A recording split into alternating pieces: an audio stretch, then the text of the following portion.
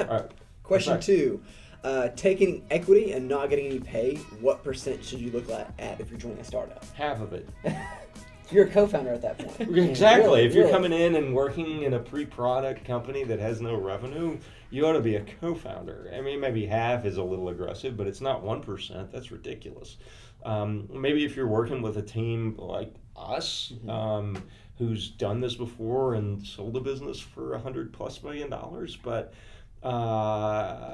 no, pay me for my work, or I'm an equal partner with you in this. Yeah. And to provide some context, so I picked this question because he's a designer and he's talking about an app development, and he was saying that the app's success relies heavily on his design. Without the other other people in there, kind of dead in the water without him. So honestly, Maybe 75% then. If it's dead and then go Yeah. launch, you're crucial. Yeah, I mean, I think your ownership level, number one, and you said it in one of the first episodes that we ever did, that if you're promised equity, you need to consider and treat that as $0, because 99% of the time it's going to be Or $0. discounted heavily. I mean, that's Yeah. the thing. To me, if you're going to make, let's say, $30,000 or $50,000, call it $50,000 if you went to work at a boring existing company. You go work for the startup for 40% less than that. Go work for 30 or 35,000 and take equity, hopefully way more than devalue the equity.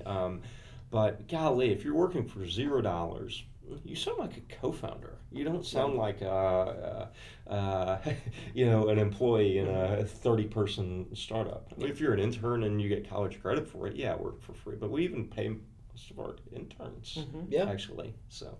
And also, think about it this, if they can't afford to pay you and they're not seeking funding, how is it going to be a successful venture? Because ultimately, if they don't have the cash flow to be able to pay people who are working for them, are they going to have the cash flow to be able to market and grow the product and the business itself? Yeah, worst case, take X% of equity.